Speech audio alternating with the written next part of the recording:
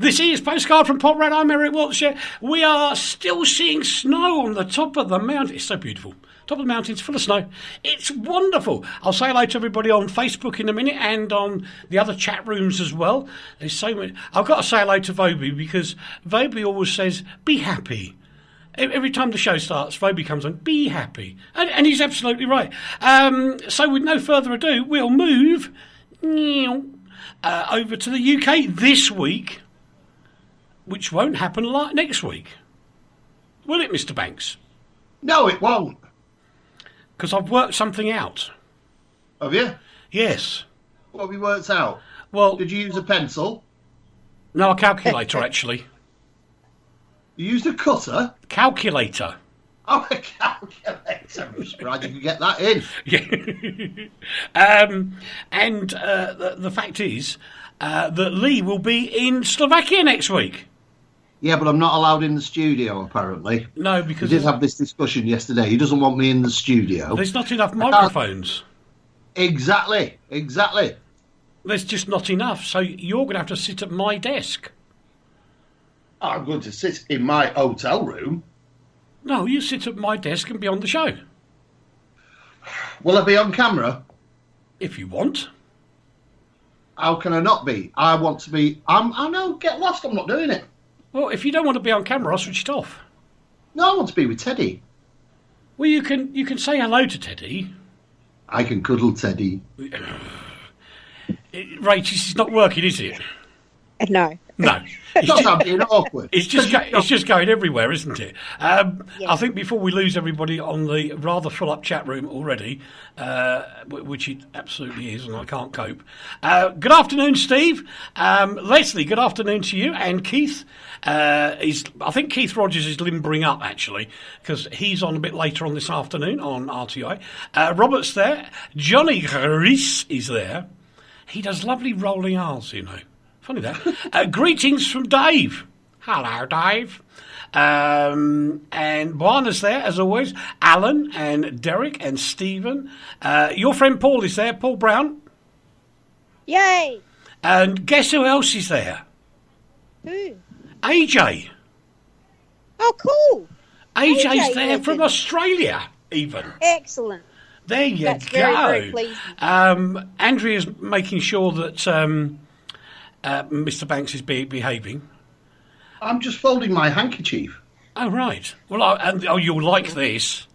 Hi, Dream Team. Oh. And that's from Alan in Inverness. Kenny's there, which is Sapper Ken, by the way. We like him. Mima's there. Mim? Mima. Oh, Mima. Mima. And Keith says, hello, Uncle Eric. Marvellous. Flipping marvellous. You can't win, can you? No, it's a thing. I'm telling you, it's a thing. It is just a definite thing. Before we start with the show proper this week, I'm going to hand the floor to Rachel because it's been an amazing celebration this week and commemoration. I'll let Rachel say what it is and how it works and all the rest of it. And Lee will sit still. I can't. I've lost my glasses. I can't see. Can't you? No. Oh, my old mate Lucy's there as well. Hello, Lucy. Nice to have Hello, you with us. Lucy. All right, so Rachel, all yours. Oh, thank you. Wednesday, 25th of April, was Anzac Day in Australia and New Zealand. And Anzac is the Australian New Zealand Army Corps.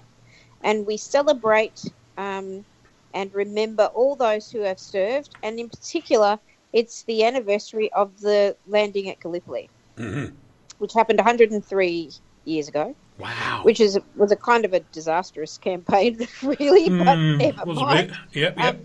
Yeah, so people go to Anzac Cove and they make a pilgrimage to Turkey and to the very spot where the landing took place. This year, though, it was a bit dramatic. There was a bus full of tourists who were on their way to the very spot where the dawn service is held, and their bus caught on fire.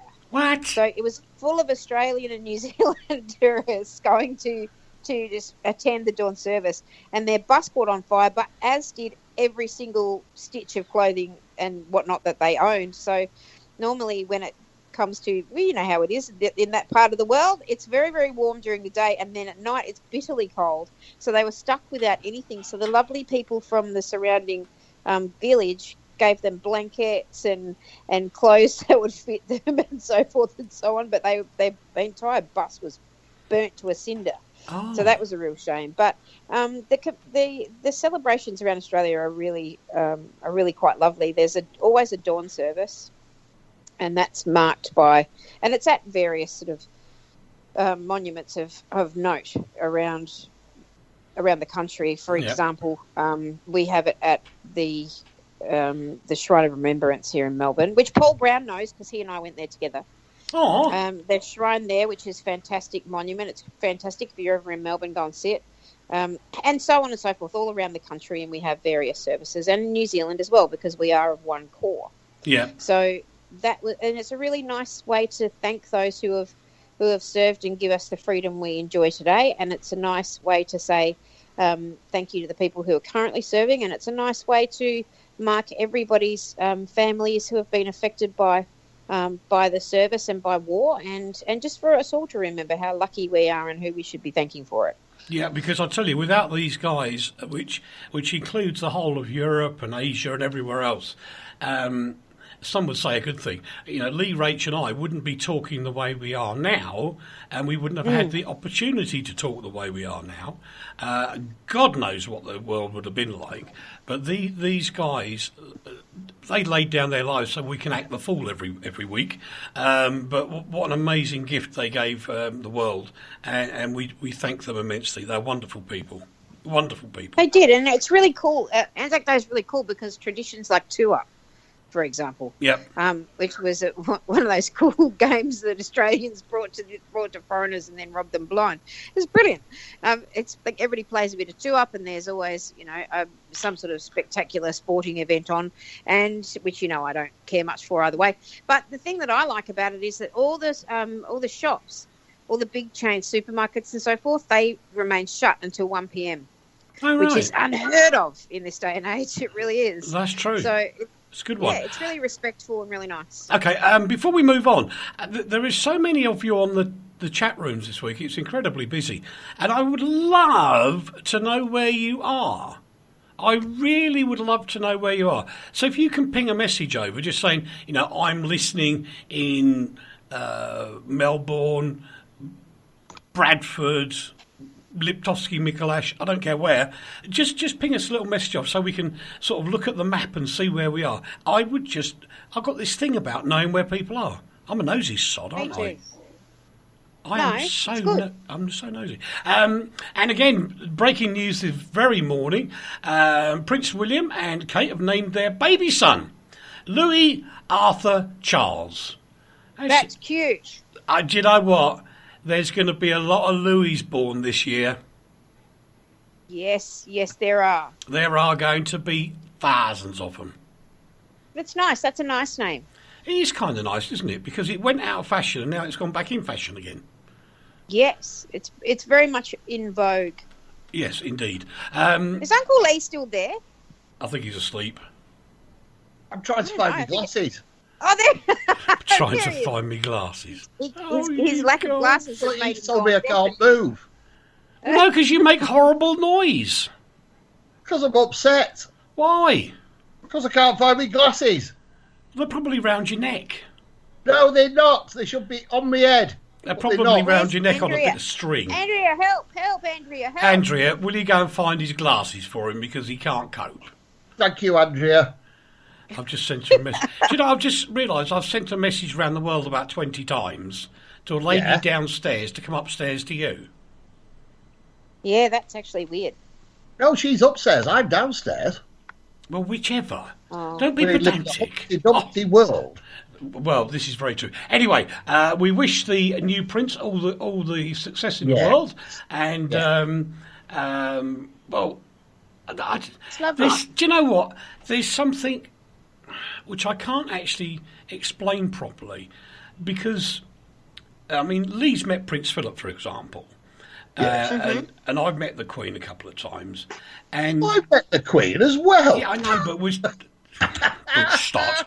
So anyway, they have this wonderful appeal around the world, and William and Kate have got the same thing, that special something, and I can't exactly name it.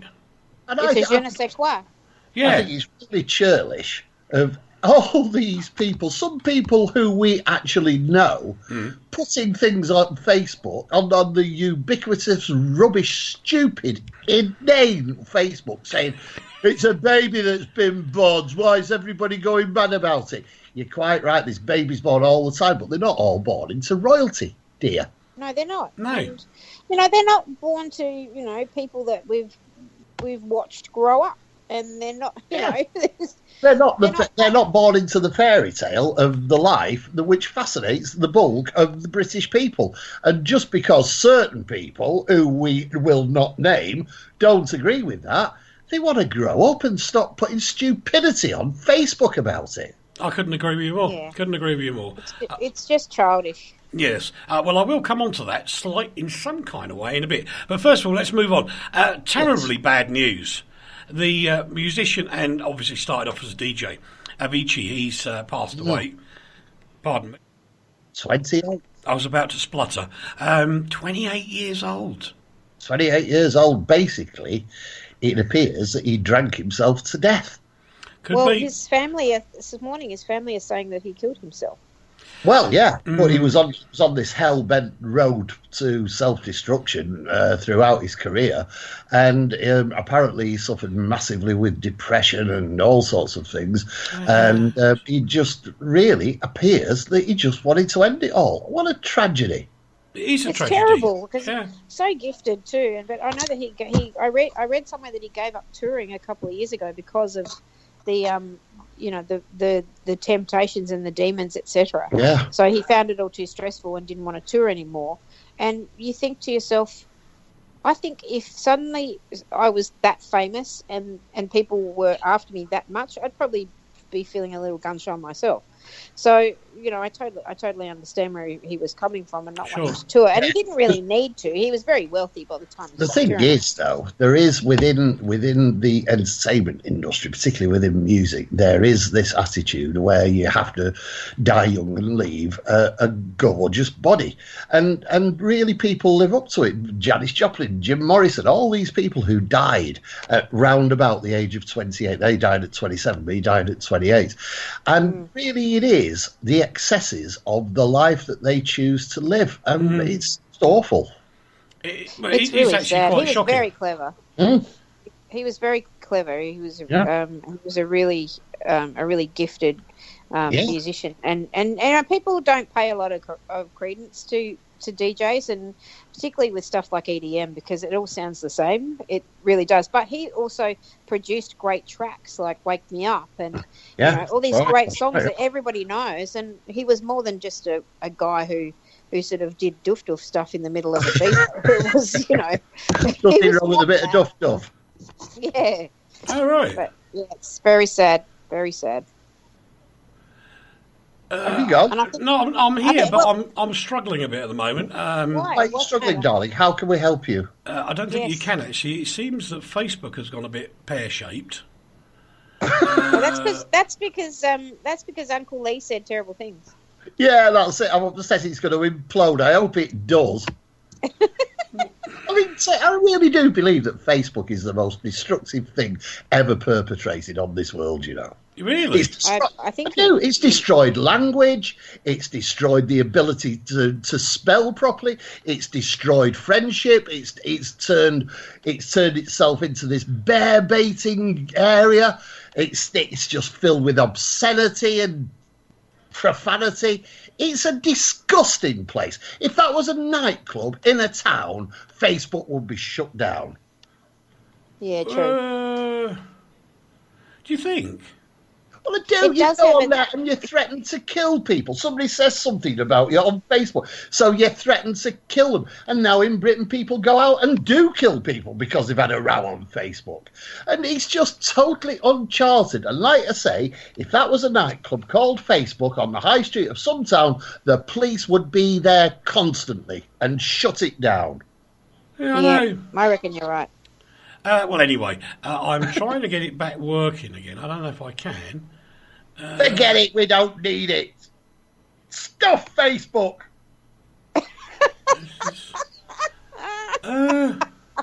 I've been blocked again, Lee. It's probably my fault. Probably is, actually.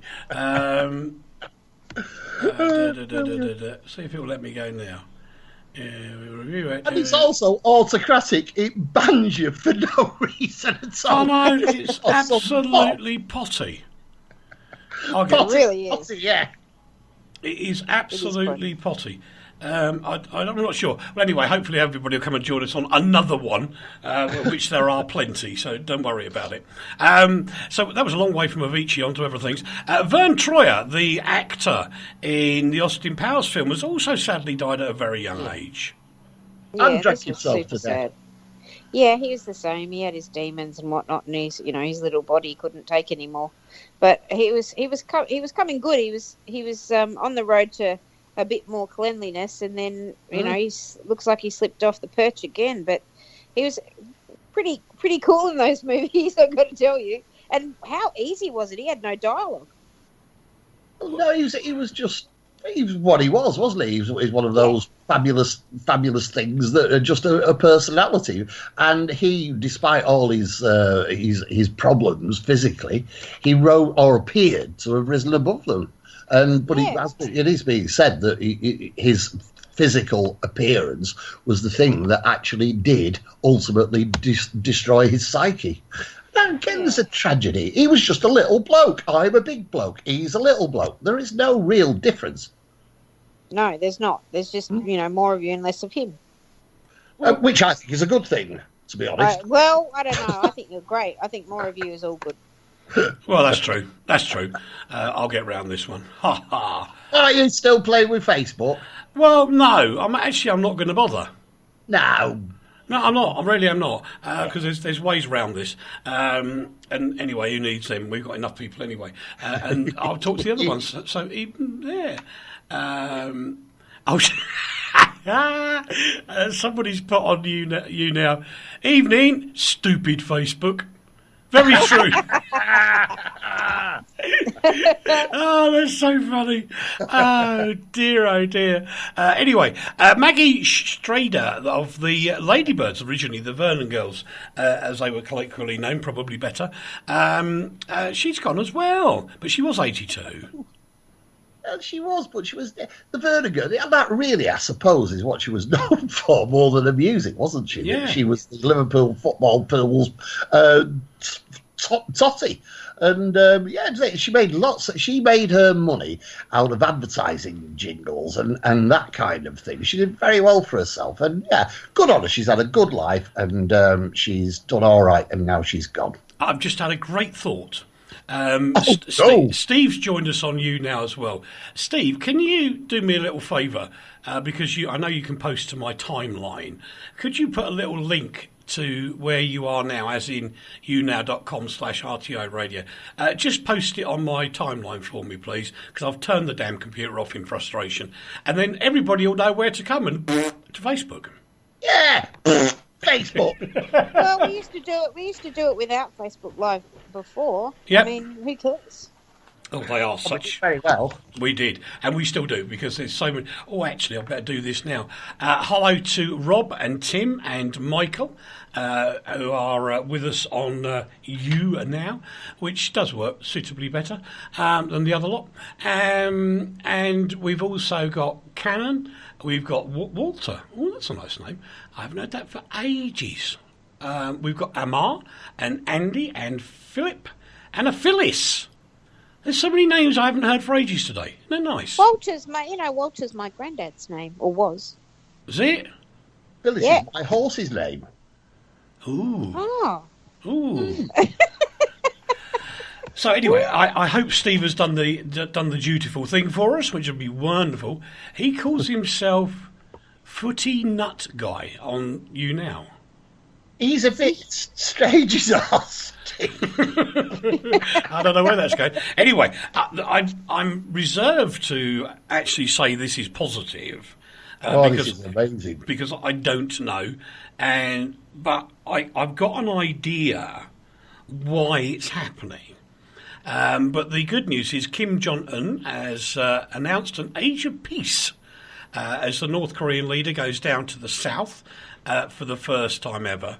But then we find out from Chinese scientists that the North Koreans ended their nuclear testing because the underground site fell to bits. Well, that's what's being said. I think the first thought, did you witness the news coverage of North Korea and South Korea in the early hours of the morning? It went on and on and on. And at first I couldn't understand why we were giving so much coverage to it. Mm-hmm. Then it struck me. Now, people are going to object to this, and I am not taking away from the despicable and awful things that Kim Jong-un has done. But actually, what he's done here, he's totally eclipsed Trump by his actions and has become really one of the most... Well, ostensibly one of the most important world leaders at this moment. And by actually facing up to Trump, telling Trump that he'll do exactly to Trump what Trump's saying he'll do to him, and then coming out as the nice guy who's ended the nuclear threat. Now, that, like I say, doesn't take away from all the awful things he's done, like setting dogs on his mother-in-law or whoever it was and things like that.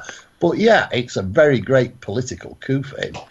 Well, I think it's a little bit clever, actually, because he's doing it just as Donald Trump is getting, chastised by Macron. Absolutely, He's getting dropping bombs on Syria, and actually many of them were intercepted before they actually landed. But still, he was, spearheading this campaign to bomb Syria, and at the same time, Kim Jong-un has gone. You know what? If I act like a normal person here, this could play very well for me. But I think also the Chinese are making him really nervous. It's interesting, Rach, because even if you listen to what Trump said, he actually complimented the Chinese president for the work that he was doing to get the Korean Peninsula stable again the other day when Macron was there. So there's been something going on in the background for a while. And, do you know, I think Trump's going to get the credit for all this. Well, no, I don't think he will, because basically what he's doing is he's trying to butter up China because he's killed all their trade. So with them, he's basically killed any trade between China and the United States. And, luckily they've got, good old chaps like Australia in a cool trade agreement with them. The free trade agreement between China and us is awesome. But I don't think Trump's going to get credit for anything. What he's going to get is everybody, including Kim Jong-un, is going to turn around and go, why can't you just behave like the rest of us? I think that is a very, very true statement. It's possible, The problem with Trump is that he's gone around threatening everybody, showing off, accusing everybody of lying, denying anything that has actually got some veracity to it. And he shocked the world. He became this mesmeric figure that everybody watched. And actually, what he was doing was posturing and shouting and screaming and waving. And actually, reality has happened behind his back. And amazingly, it's come from young Kim Thingy. He's been shown to be the nothing that he is. Yeah. And well, Steve just said it's like Dumb and Dumber without the dumb one. Well, yeah, which I kind of agree with. Putin did it to him. Putin's done it to him. But they're all doing it this week, aren't they? They're all doing it. Yeah, I mean, at the beginning of the week, we had this huge spat in the UK between the Jewish Board of Deputies and the Labour Party. Now, what I found very interesting was the fact that on the day after this, Mr. Corbyn, who's the leader of the Labour Party in the UK, didn't come out and actually answer the questions himself. No. He came out, or he sent one of his oppos out to face the press. Yeah. Having completely, I think, fallen out with the Jewish border deputies, although they both say otherwise. And then the day after, you get the Labour Party crying for the resignation of Amber Rudd, who's the Home Secretary, to try and cover up the fact that they had a spat with the Jewish border deputies. So you've got all this thing going on where everybody's trying to cover up everything that's going on. And indeed, what it means is that nobody's actually winning, and all these politicians look stupid. Well, it's deeper than that, though, isn't it? Because what you're saying, right? Everybody, there are postulations and things at the top of society, which is the government, the police, and everything else, where things are hidden. They say things are hidden from us for our own good. But what we've always had is a free press. And now what these governments and the people in power are doing is trying to muzzle the press as well. And to leave it open to the equivalent of Facebook. That's where all our information will ultimately come from as far as the politicians are concerned. And that will deliver complete fake news and everything. So actually what we're working towards, and we're doing it like lemmings, we're going along with it, screaming a banshee cry, we are headed to a society where everything is disinformation and the public will no longer know what really is going on. Yeah, true. Thanks for posting that message on Facebook, by the way, Steve. That's very kind of you. It looks beautiful. He's done a beautiful little job. Oh, Didn't he not? Let me have a look. Hang on. Hang on. I'll go and have a look. Hang on. Don't send everybody. Don't all go and have a look at Facebook. Idiots that they are. Oh, well, never mind. It matters not. I love it. Oh, I'm going to have a look as well then. I'm going to have a look. Are you? Yeah, let's go and have a look. But it's your turn to talk, Rach. Okay. Oh, why? What are we talking about now? What about Steve Crocodile Hunter Irwin has received a posthumous start on the Hollywood Wall of Fame. Yeah, it was, a decade or so after he died. And that's quite all right. But it's nice that he got recognised after all this time. He was a really big deal in America. He was huge. And his family, I mean, they lost him when those kids were so little when he died. It was terribly sad. Yeah. And Terry's had to go on, his wife Terry's had to go on, forge ahead without him and keep his legacy alive. And his kids are remarkably awesome. I mean, they really are. They're so well spoken. They're polite. They present really well. I think Bindi went and won Dancing with the Stars a couple of years ago. But they all rocked up in their khaki uniforms like they always do, the Irwins, and it was lovely. And Bindi spoke, and she got very emotional. It was really sweet. So good on him. So, crikey, Steve Irwin, crikey. That's what he would say all the time. He had so much influence over people in the way that he presented everything. He was actually very clever.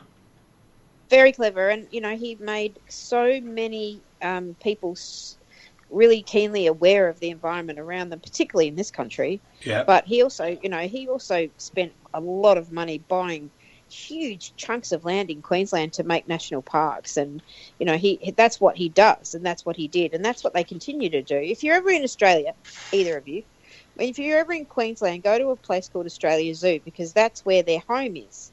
And it's on the Sunshine Coast. Remember I used to live on the Sunshine Coast? Yeah, you did. All those years ago. And it's around the corner from where I was living. It's a brilliant park. It's a brilliant wildlife park. And it's got, crocs and roos and all sorts of cool things. But he really did change the way we thought about the animals around us and the environment around us and how to take care of it. And yes, he perished at doing what he does best. All right. And that was to bring awareness to everybody via a documentary, because he was killed when he was making a documentary in a freak, rendezvous with a stingray. But it was remarkable, the job that he did, and he was enormously influential in the United States.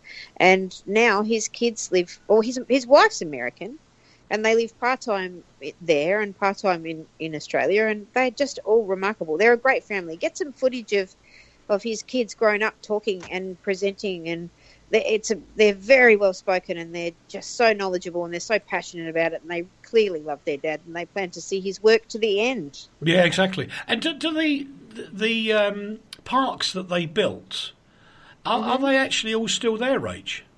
Yeah. They're all there. And I mean, what he did was he bought chunks and chunks of land and made sure that nothing could be developed on them ever, so that they remain exactly as they are. Yeah. They're just national park. It's just parkland. But Australia Zoo is a remarkable place, and they've set up this fantastic sanctuary where people can go and learn about the animals and see the animals and touch the animals, and it's really amazing. All the great animals that we have in Australia, and there's just millions and millions of them. But people can go and see a koala and see a kangaroo and see a crocodile and watch them get fed and see how scary they are, and all that sort of thing, because he was famous for the croc thing. Yeah. But yeah, they're beautiful. It's beautiful parts of the world. We've got a lot to thank him for, and now that his kids are all grown up, they are continuing that legacy. All right, beautiful. Should he really be on the Hollywood Walk of Fame, though? Pardon? Should he really be on the Hollywood Walk of Fame, though? I'm not disrespecting him. I'm just wondering why he's on the Hollywood Walk of Fame. Began in, I think it was 1953, wasn't it? And that was for Hollywood stars, and it's in Hollywood, and it's called that. He wasn't a Hollywood star, was he? Yeah, he was. He was enormously famous in America. Yeah. His movies and his TV shows and whatnot were huge in the United States. Massive. Then. There you go. Massive. You go. He was massive. He was bigger there than he was here for a while. Oh, right. Yeah, I guess I must admit, I did like him. It just seemed a bit incongruous that he was on the Hollywood Walk of Fame, where obviously it started with John Wayne. I think he was the first, and then it's there for cameramen, it's there for directors, it's there for producers, and then you get Steve Irwin. I don't know. I'm not knocking him much. Absolutely not. Trump's got one. You can buy one. There you go. You're going to like this a little bit. Kat Andrews has put, "Hello, RTI. I'm here on a train watching you going to London." Cool. Are we going to London? I didn't realise that. Hello to Livia as well. Hi, Livia. How you doing? Dobrý den, Livia. Ako samaj. Dobrý den. Barbara's joined us, as has Suska's there. Hello. Nice to have you with us. Measles is another problem in Melbourne, Rach. Oh, so many cases of measles. This is so dangerous too. And it always seems to be coming from an international flight that lands. And this one, I think, came from Thailand or Malaysia. Singapore, I think, wasn't it? There you go, Singapore. I think there was one I'm thinking of one a few weeks ago that came from Malaysia, I think. But okay. The problem with me, the big problem with measles is that nobody has any idea that they've got it until the symptoms show, and that's when they're already been contagious before that. Yeah. So right. This guy's gotten on a plane, come here, gotten sick, and now they have to alert everybody that was on that flight and everybody who's been anywhere near him, which is really a pretty scary thing when you consider how many people travel in an airport on any given day. So this is frightening. But they've had sort of pocket outbreaks of measles all over the place for the last 3 or 4 years here, which is troubling to me. But all I can say is that if you are a believer of such things, get vaccinated, because measles when you're an adult can kill you. Oh yeah, it's shingles. End of story. Which is not a nice thing. We move on. Susan's put a thumbs up on Facebook for us. Isn't that nice? There's more than one way of skinning the cat, but I'm not saying anything more at the moment. Sorry, I find when you get what are foreign dignitaries speaking in the US Congress, I struggle to keep a straight face. I really do. Because the person speaking will say something, and every 30 seconds they stand up and applaud. It's a standing ovation. It goes on for about a minute. They all sit down again. Then he says another sentence, and then they do it all again. And it just doesn't make sense to me. You know what I mean? Yes. Isn't it because of the translation, dear? No. Oh. Because when I mean, when Macron was speaking in the US Congress, he was speaking in English. Very well done, and it works really. You know, he's very, very good. He's a good international statesman, in my opinion. But the way they do this, when other people like Tony Blair have spoken to Congress, they all get it. They do the same thing as well. It's just weird. And I don't think the message gets through at all. I think the message gets lost because of the standing ovations that come on.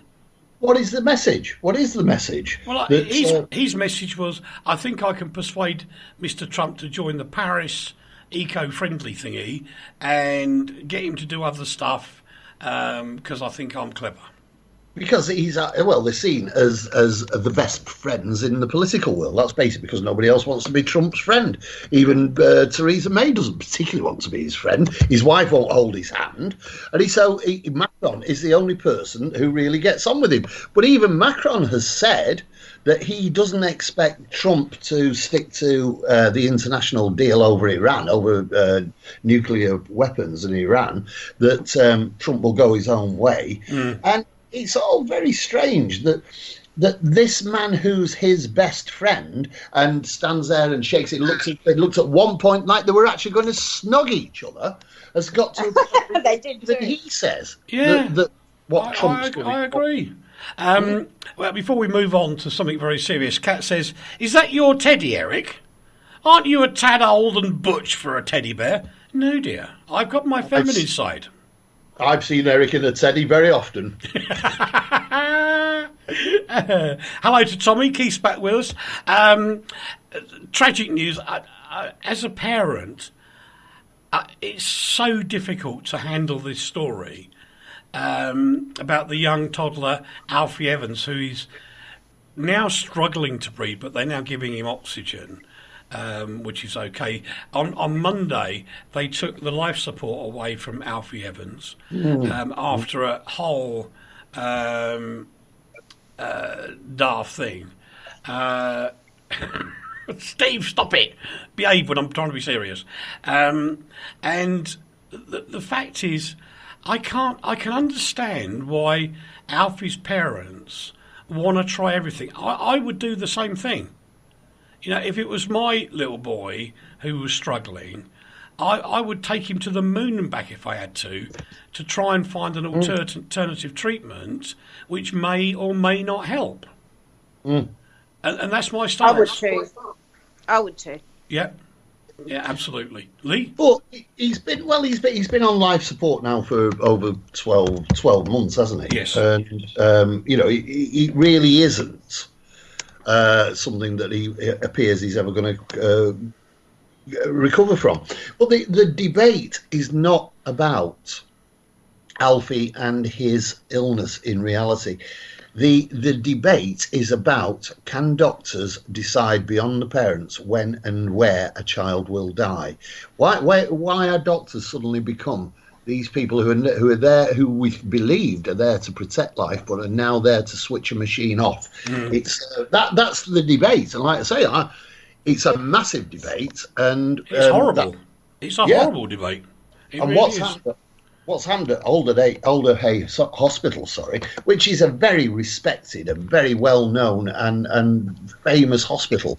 The protests and the threats again that are being made in this Facebook society where people believe they can say what they want to anybody, it's just shameful. Britain, you should hang your heads in shame. We are talking about the life. You know, that's true, because Steve Mann reposted a thing that a guy apparently said on Facebook, and it was screenshots of what he'd said, and it was the most horrendous and vile and disgusting things I have ever had the misfortune to read. And Steve said, I hope you blocked this person, because I did. And I thought, I don't know who that is, but whoever that is needs a good talking to, because it was vile. Yeah, Steve's actually just raised a good point.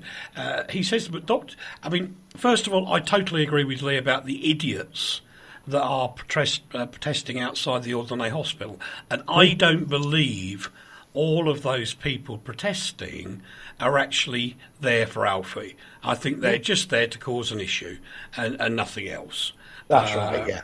But I don't think they even know what they're there for, half of them. this is true. There's a lot of people who are there for the right reasons are acting in a respectable way. There is nothing wrong with protest. Protest is part of the fabric of our society, the right to protest, but not to do the despicable things that people are absolutely not. But I will raise this point that Steve's made, which is absolutely right. That doctors don't always get things right.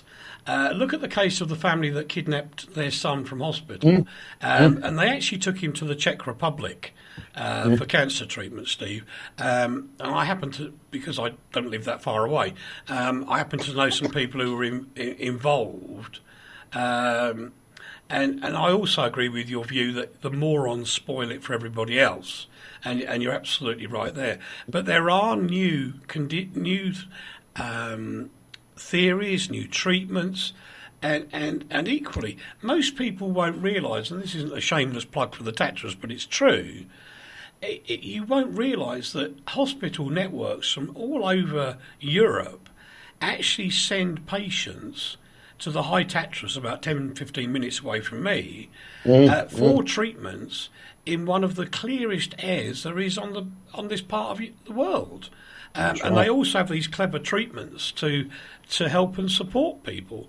So I think there's something either we don't know, because it's been mentioned in what they call camera in the court, which means nobody can see or hear it.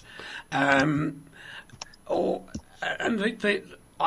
can only think of that because why on earth wouldn't the doctors put the kid in an incubator so there's no air pressure problems, let him go to Italy to the Catholic hospital?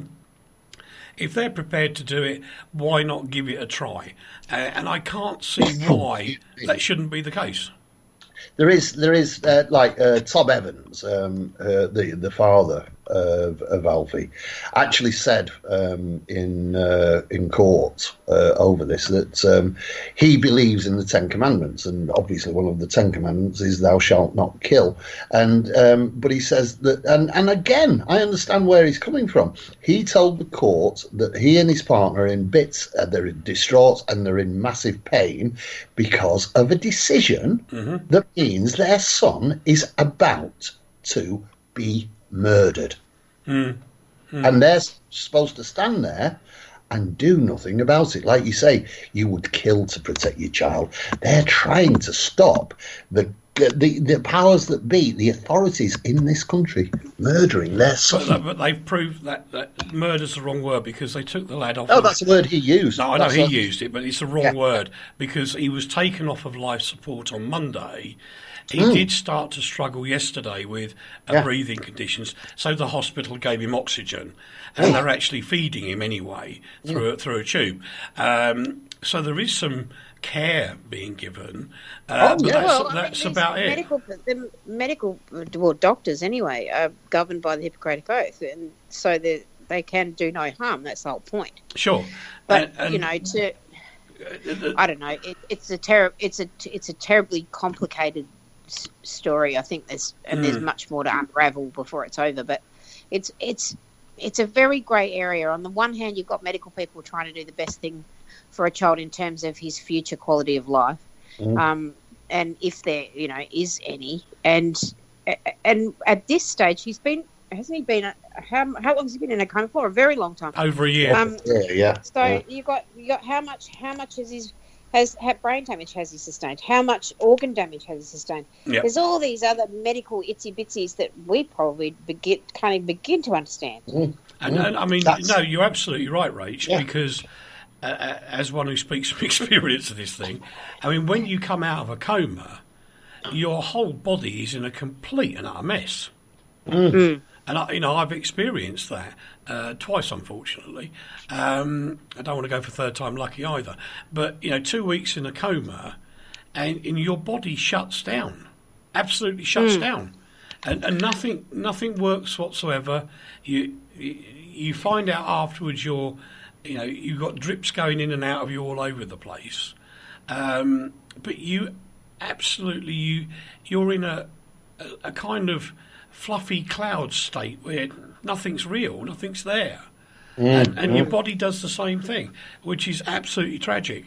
But we do, wherever Alfie ends up, even if he's upstairs, we hope he gets to a better place at some point. And as Steve's quite rightly said, if it wasn't for the medical treatment, then Alfie would have died months ago. So they have been trying to help as well. Yeah, they have, but it doesn't. That doesn't change the debate. The debate is far wider reaching than Alfie. Yeah. The debate is: do the powers that be in a country have the right to veto what parents say and allow a child to die? They've gone to court. But by the other side, Lee, if that was not the case, and let's just say you've got a Jehovah's Witness there who says, no, we know your son's going to die if he doesn't have a blood transfusion, but we're going to let you decide because we know what you're going to say anyway. That's the debate, isn't it? It's the opposite side.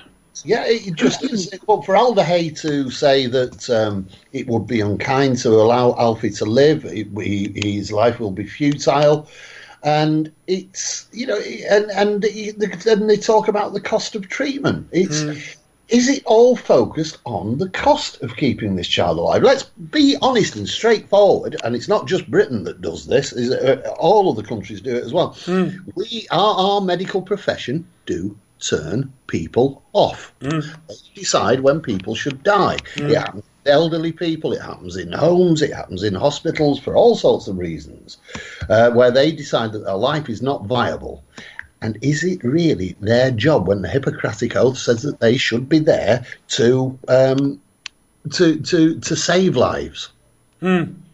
Yeah, but I kind of get it. It's a very difficult one for us. We're not medical people. We're not. No, that's right. That's it. But we just are not.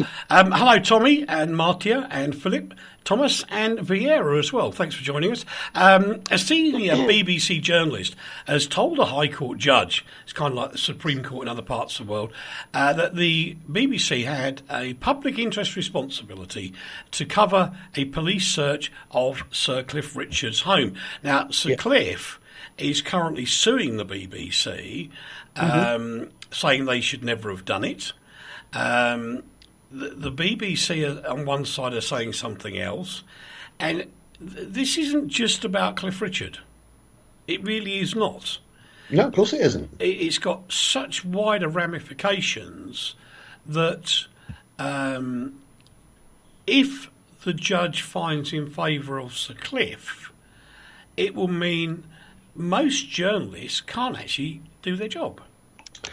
Exactly, that's exactly what it means. And the journalist for the for the BBC, who made the statement in court, I believe is quite right. There is an anomaly in the way people view the basics of journalism, and the basics of journalism is it in the public interest? Now, that doesn't mean necessarily is it interesting to the public. It means is it of public interest? And I would defend the BBC to the hilt on what they did. The BBC didn't just go and hijack it. They were invited by the police to do the coverage. They're saying that Sir Cliff's saying that they were taking photographs from a helicopter inside his house and saying that this was a covert. How can it be a covert operation when there's helicopters in the air and policemen knocking your door down? But what actually stands at risk here is the ability of news people to be able to cover the events of the day. And a star as big as Cliff Richard, with all the things that have gone on in his past, is there to be scrutinised by the public and for the public. And the courts have no right to take away the freedom of expression and speech given to this country. And that's what they're trying to do. We'll leave it at that. That's Lee's point. We will just share with you one statistic that, as we've spoken about many, many times, knife crime is up 22% in England and Wales, which is never such a good thing. It really isn't. And as we've both been chastising Facebook today, but there's more ways than one to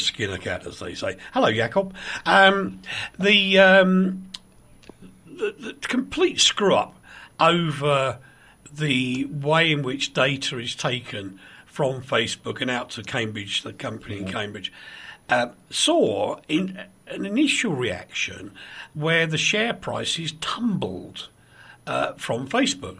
But funnily enough, the quarterly sales for Facebook have risen by nearly 50%. Nearly 50% growth. And who says any bad publicity is good publicity? That right? Well, Nobody's going to stop using it. Nobody's going to say, I'm not scared about this. I don't care. Whatever. I'm not going to delete my account. But people don't care. They'll always use Facebook. They're going to use Facebook to the end of time. Yeah. And this is why the share price isn't going to drop. It's just ridiculous. I know. This has had zero effect. No, and it won't. Because most of the people that actually understand it and are the users are typically under 30 years of age. Yeah. And most people don't get it that, ad agencies are not run, well, they're actually headlined by older people, but the people doing the day-to-day work, because it is a burnout industry, trust me, they tend to be, well, certainly under 40, if not under 30. And it really is a very difficult thing. It really is. Anyway, couple of other hellos quickly. Mike and Jan, hi to you. Steve says, not Steve Mann, Steve Andrew, enjoying the show on RTI. I like the way you're putting the world to rights. That's very kind of you. Thank you. Thank you. Yeah. From what I understand, the world leaders always listen to advice, explaining why the world is in such a state. Absolutely right, mate. Thank you. Yeah. And that's from a person who is... Oh, hang on. Wait a minute. Sorry. Let me interrupt. What? My phone glasses. Oh, my Yay. Sorry. Yeah. Where were they? They were on my head. I put them on top of my head. I told you you'd got them round your neck or something. That's not round my neck. That's on top of my head. Round my neck. Round my neck. And I found them there because I didn't look down. You can't look up and see them. True. I've got to cover this story because I'm just horrified. And a new version of Amazon's Alexa, which I do not have. I don't see the point. Anyway, I've got Bixby on my phone anyway, so why should I worry? Bixby turns the radio on for me, so why do I need an Amazon one? But this new Alexa, or Echo Dot Kids Edition, as it's known, is actually not doing something for kids unless they say please and thank you. Well done, They Alexa. should know how to say please and thank you. Thank you. Their parents taught them their manners. Thank you, Alexa. Thank you, Rachel. I totally agree. It shouldn't be for an inanimate object to teach your kids proper, typical manners. It should be for the parents to do it. Absolutely, So but if lazy. the parents won't do it because they're spending all the time on Facebook telling people what to do with themselves and what to shove up the jacksie, whatever they want, they haven't got time to teach the kids to say please and thank you. Let technology do it. Well, I'm squashed by you, and this is going to be a very tragic day, Rach. Yeah? Yeah, because Steve and Lee are agreeing. We always agree he's lovely. He says, I agree, the parents should, but anything that helps is a good thing. Well said, Steve. Well said, Mr. Man. That's fine, but make sure your kid says please or thank you when it orders you some sort of $5,000 watch from Amazon, for goodness sakes. And I should would you like this, Alexa? Yes, I would. Daddy would love a new watch. Thank you, Alexa. Please send it immediately. Yes. But hang on, let's just think of it. Alexa, save RTI. Alexa, save Radio Tatras International. Alexa, save www.rti.fm.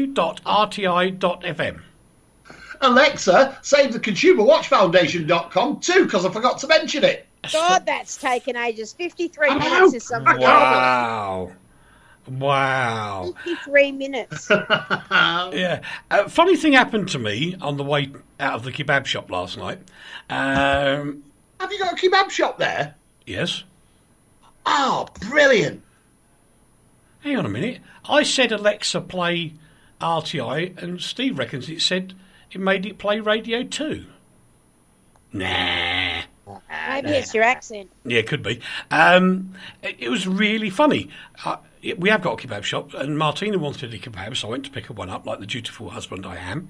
And as I was leaving, the lady said, she puts it in the bag for me, and did I want a fork? And I said, no, that's a waste of money. Because to me, that is a waste of money, as I'm going to take the food home anyway. I've got plenty of knives and forks home, so why do I want to take a plastic one? Stupid. And she said, oh, I thought you were being eco-friendly.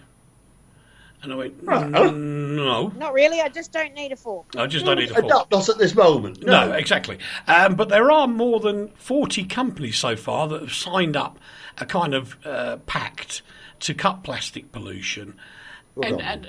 Yeah, okay, good on them. But do you know what? Even if they change to paper or corn product, the same amount of rubbish will still be running around on the streets, because it's the lazy gits that throw the plastic away right now, and they'll throw the paper and corn versions away just the same. That's true, but the plastic, what they're talking about is getting back to biodegradable stuff. Yes, so exactly. If John Q. Citizen does throw away his corn whatever, or his paper whatever, eventually it will biodegrade. It won't sit on the earth forever until the earth explodes, because of the way we're treating it. But but plastic's a different story. So if they take more plastic out of circulation, there's less for it to end up on the ground. Okay. Well, we've had a test of Alexa in, and apparently I have to emphasise the A in Tatras, and then it works fine.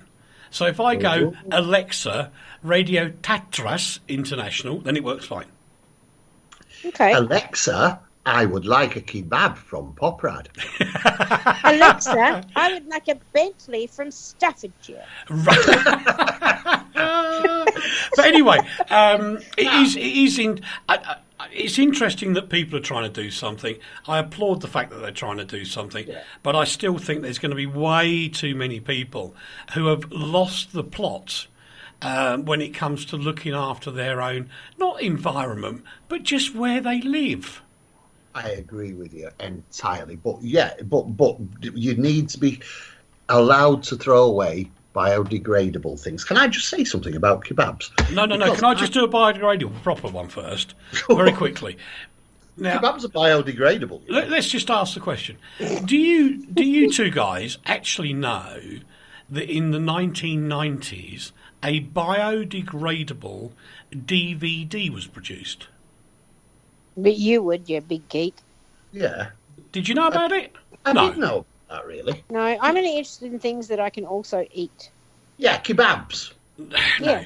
So what happened was, it was actually a project from Sony, and Sony made a DVD that would last for like 100 years, or if it was put into certain conditions, it was fully biodegradable, and it was made from a corn oil, and it worked.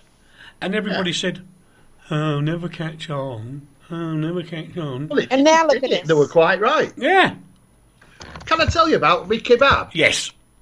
Right, here it is, ladies and gentlemen, boys and girls, and everything else. It will appear on the consumerwatchfoundation.com very soon. There is a little shop. I am about to leave the village of the damned, and I am now pleased because Eric's announced that there is a kebab shop in Poprad. Yeah. The kebab shop on the edge of the village of the damned, in the village of the in the town of the Walking Dead, is actually called Raja's, and you get a Raja burger there, and it consists of 2 quarter pounders on a bun, and then in between them it's filled with kebab meat. It is absolutely stunning. Oh my god, that's a coronary wedding. I know. I only have one a day though. Question for you, Lee. It just says 58 minutes. Is Lee okay? Yeah.